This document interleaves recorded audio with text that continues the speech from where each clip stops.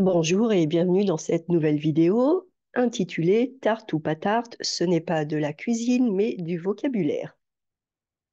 Alors, je suis ravie de vous retrouver comme chaque semaine. Comme vous l'entendez probablement, je suis un petit peu malade, donc je n'ai peut-être pas la voix la plus agréable de la planète.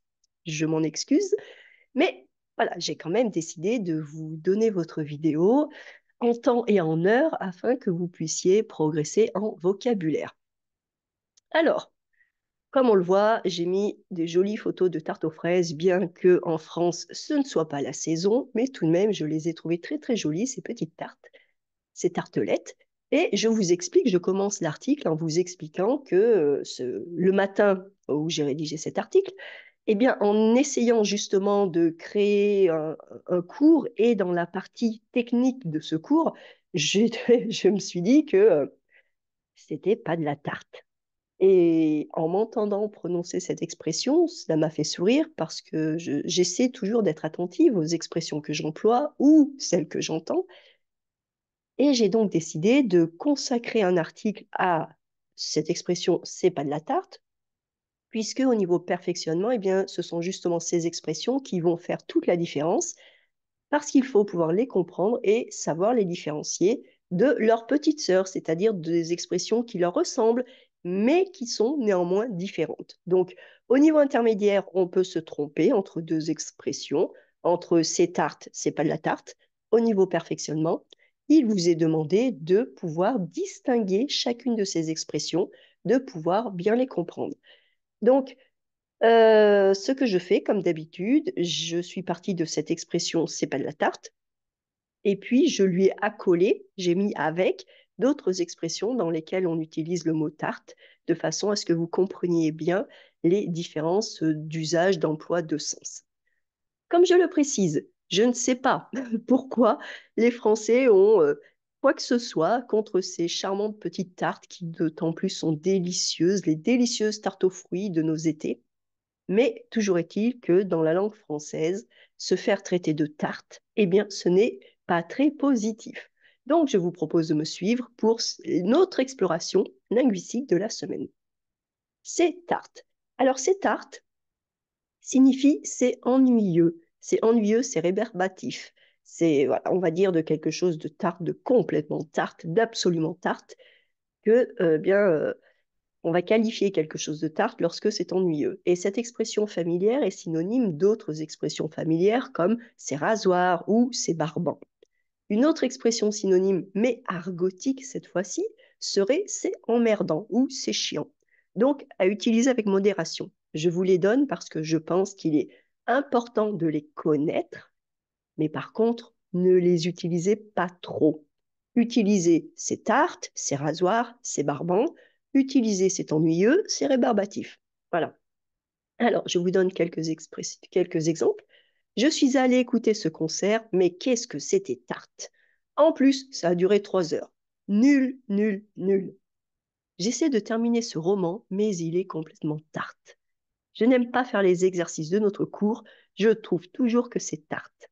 Et je ne sais pas si vous l'entendez, mais moi, lorsque j'utilise ces tartes dans le sens c'est ennuyeux, pas dans le sens je fais une tarte aux fruits, hein, mais vraiment l'expression c'est tarte, eh bien je l'accentue. Je suis allée écouter ce concert, mais qu'est-ce que c'était tarte? Vraiment, je le dis, c'était tarte, c'était nul, c'était rasoir, c'était barbant, j'ai failli m'endormir. Voilà. Donc c'est tarte, faites bien attention, c'est tarte, ça veut dire c'est ennuyeux, c'est rébarbatif.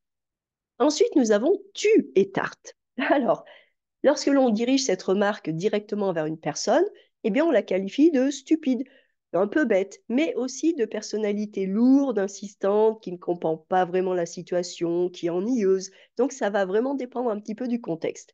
Le spectre est assez large, il dépend du contexte, donc c'est à vous d'essayer de comprendre en fonction du contexte. Et encore une fois, si vous l'employez, faites bien attention. Ne dites pas cela à votre directeur, à votre professeur, à votre belle-mère. Ça risquerait de poser des problèmes. Donc, quelques exemples. Mais qu'est-ce que tu es tarte? Tu es encore arrivé à perdre tes clés. Cela fait la troisième fois en 2 mois. Oh, tu es vraiment tarte. Je t'ai dit que je détestais les épinards et quand tu m'invites, tu en fais un grand plat.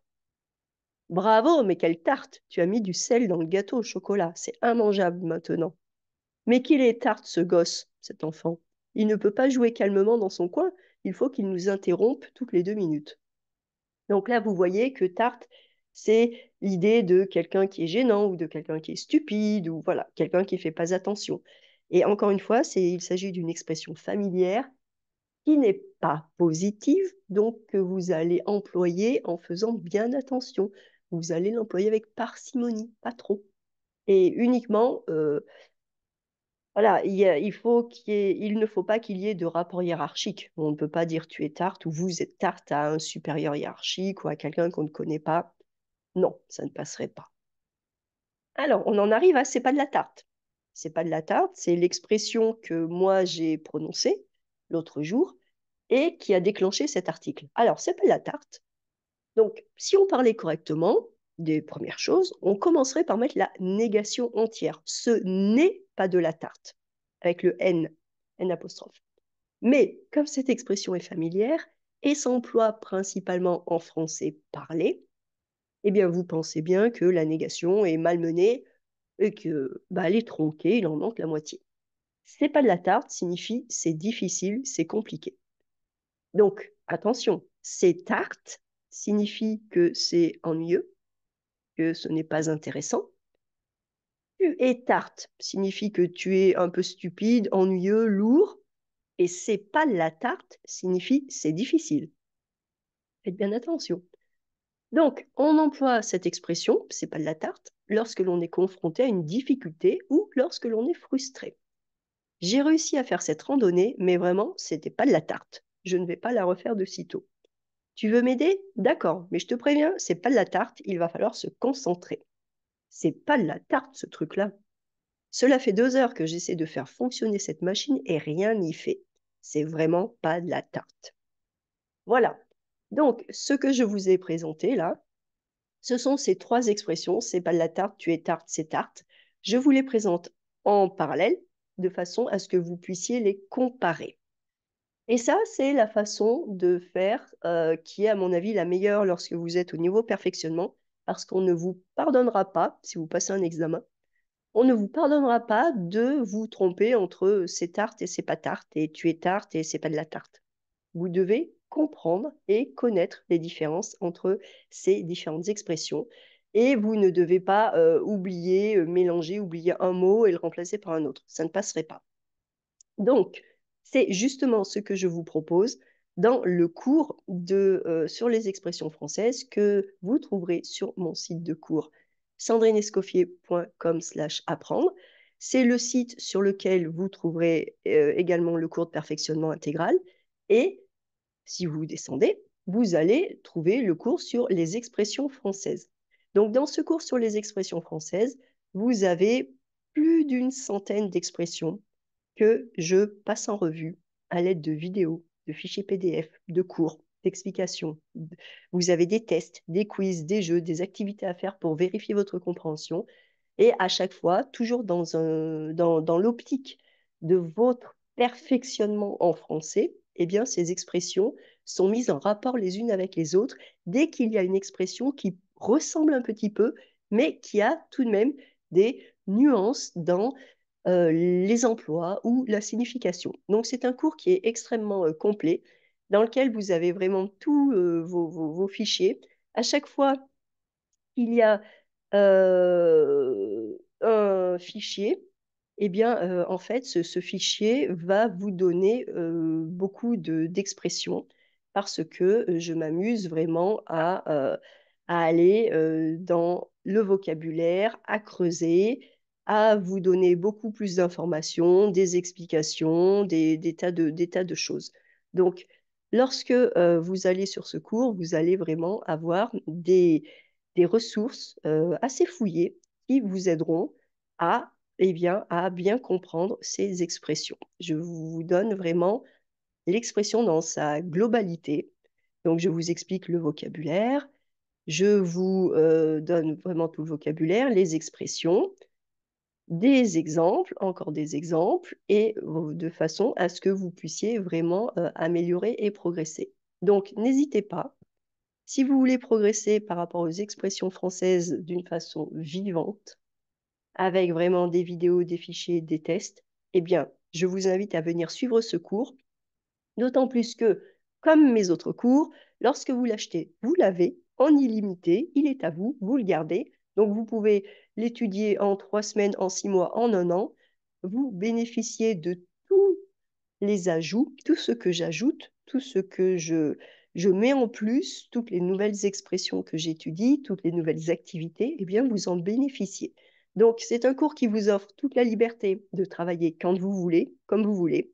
Et c'est un cours qui vous propose vraiment d'approfondir cet aspect de la langue française, qui est un aspect vraiment important à maîtriser quand on étudie le français au niveau perfectionnement. Donc là, vous voyez tout ce qu'il y a à faire dans ce cours. Et comme je vous l'ai dit, c'est un cours qui n'est pas terminé, c'est un cours qui est encore ouvert. Là, je suis en train de travailler sur les expressions avec des noms d'animaux et j'ai rajouté les fruits et les légumes. Donc, vous avez vraiment des tas de choses et vous le trouverez sur sandrinescoffier.com/apprendre. Donc, voilà ce que j'avais à vous dire par rapport à cette expression tarte ou pas tarte et aux possibilités que vous avez d'améliorer et de vous améliorer et d'approfondir votre vocabulaire. Donc, je vous laisse. Je vais, je vais arrêter de parler avec mon nez complètement pris et ma voix un petit peu de canard. C'est très romantique. Je vous retrouve donc jeudi pour un nouvel article de blog, samedi pour l'activité réservée aux abonnés du blog et mardi prochain pour une nouvelle vidéo. Je vous souhaite une excellente journée, soirée, tout dépend où vous êtes sur notre belle planète. Et je vous souhaite de bien progresser en français, surtout, surtout de vous faire plaisir, c'est le plus important. Et je vous dis à très bientôt.